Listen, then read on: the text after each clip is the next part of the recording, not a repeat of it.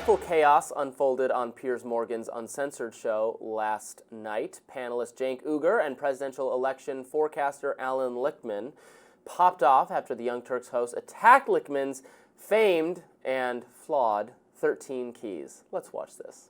Don't blame the voters. I think, look, we could get into this discussion, but one, I think you're blaming the voters. I think that's a terrible idea. Look, I debated Professor Lichtman before. I told him his theories about the keys were absurd. I was right. He was wrong. I said he'd lose his keys. No, you were Couldn't not find right, him and before I the was election. not wrong. And that's a cheap shot, and I won't stand for it. Well, who won, brother? You should not be taking cheap shots at me. Who won? You want to make your you point, live make your in point. a total Don't make it world personal. of denial. I read your own followers' comments, and they all trashed you, every one of them, and supported me. So quiet with your personal attacks. Yeah, come find out again. Make whatever point you want. Don't Look, make it personal. You don't know anything. Bravo, Cenk. The pair did not stop there. Let's take a look at some more. Brother, you got it wrong. Say you were whatever you want. preposterously and stupidly wrong.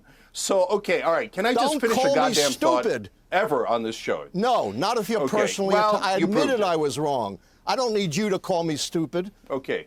Can I just say, it's great to see you Democrats all getting along so well. Who taught you manners?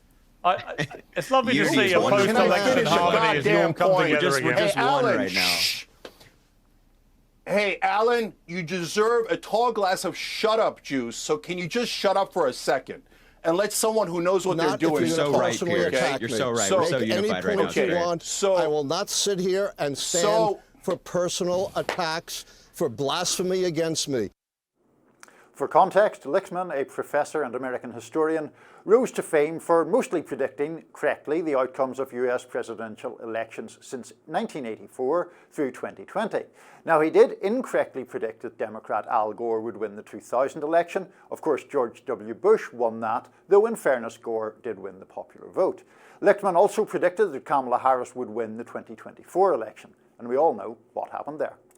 So he's no more correct than a coin flip. Social media did erupt. Frequent critic of liberals, Greg Price, I believe this is, posted, "I am not joking when I say this is one of the greatest clips I've ever seen on a cable news show. Cenk completely destroys Allan Lichtman by pointing out that his keys to the White House were wrong, and Lichtman responds by accusing him of blasphemy."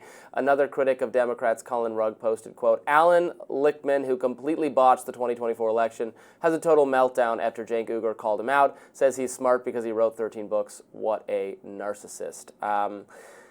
I try to, commenters can tell me if I'm wrong, but I think I try to get along with people or with guests we have. I don't think I lose my cool on the show too often, although it does happen. It's happened on occasion. It's happened on occasion. And I try to find value in things people are saying, even though I don't agree with them.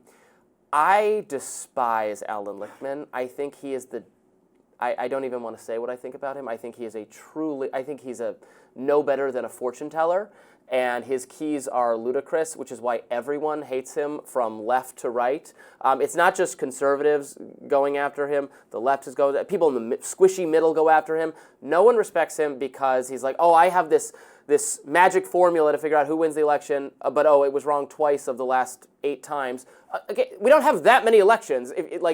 There's no magic to guessing that Barack Obama was going to beat John McCain and Mitt Romney. So at some point, what are we impressed by here? Yeah, we were probably both correct in predictions on a lot of those elections ourselves. So look, I have to declare a mild journalistic interest, which is that I have spoken to Professor Lichtman for various stories. He's always been very, very nice and civil and helpful to me. When I contact him for stories, it is primarily in his role as a historian, and he can be very interested in the sweep of history and all of that. He might be watching this and be upset with me. I'm not a fan of his 13 keys system. And the reason I'm not a fan is firstly, he conducted it, as I understand it, or deduced it from looking at past elections. So you're going from a situation where you know the result and then you create a theory that explains it, and then you say, well, that will predict future elections.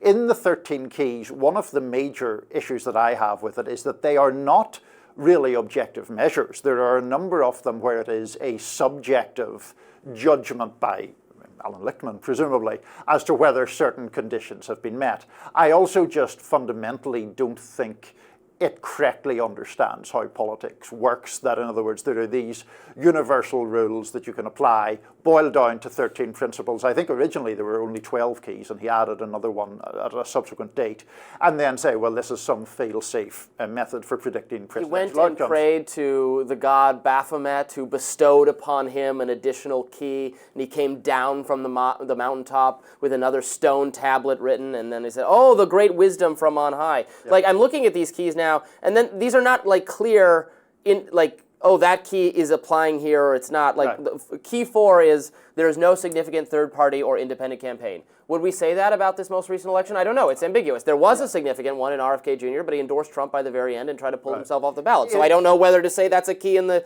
incumbent's favor or not. If you have them in front of you, isn't there one that's something about whether there is a meaningful scandal for the incumbent or something along those lines? Yeah, they're all entirely... So yes, the incumbent administration is untainted by major scandal. What's a major scandal and what's a minor scandal? Right. Is the Biden age thing a major scandal? I would say that it is, but I don't... This is not defined here. There is no sustained social unrest during the term.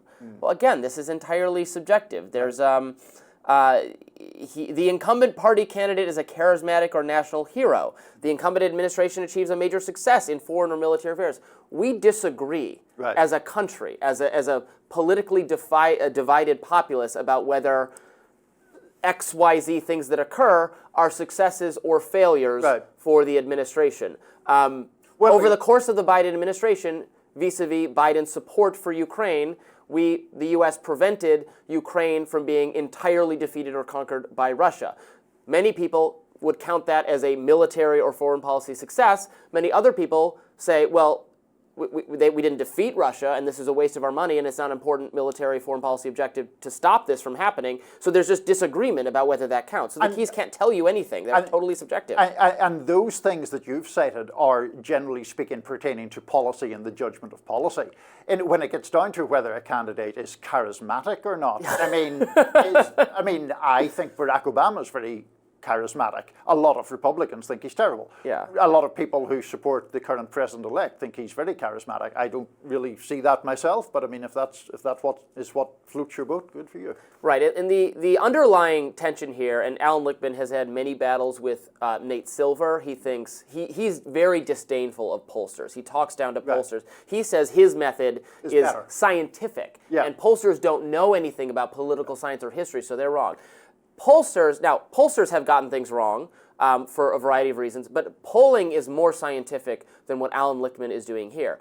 And the evaluation of the polls in this most recent election cycle is that they were the polls had like a very close election, and in the end, the popular vote, which Donald Trump has won, is still pretty close, and it's pretty close in most of the swing states. It's within the margin of error. It is still a problem that this is the third presidential election in a row where the polls have underestimated Donald Trump's performance, and so I understand why conservatives are looking at pollsters going like, this is 3 times in a row now you had Trump under, and now Trump did lose in that middle one, but they had Trump losing massively. Biden, that was the biggest miss of all 3, the one that Trump actually did lose, because they had Biden winning by 6 and he won by 1. Right. So pollsters do need to reckon with that, but it's nowhere near the levels of error of this. This is soothsaying. Well, to the point about the pollsters, I mean, one of the things that can be said about polling, though it is, of course, imperfect, is you can actually look back and tell they did have Biden up by 6, or the math, like it's a mathematical thing, right? You know, pollsters predict that Trump carries Wisconsin by 2 and he carries it by 5. They were off by 3 points, right? That's a fact.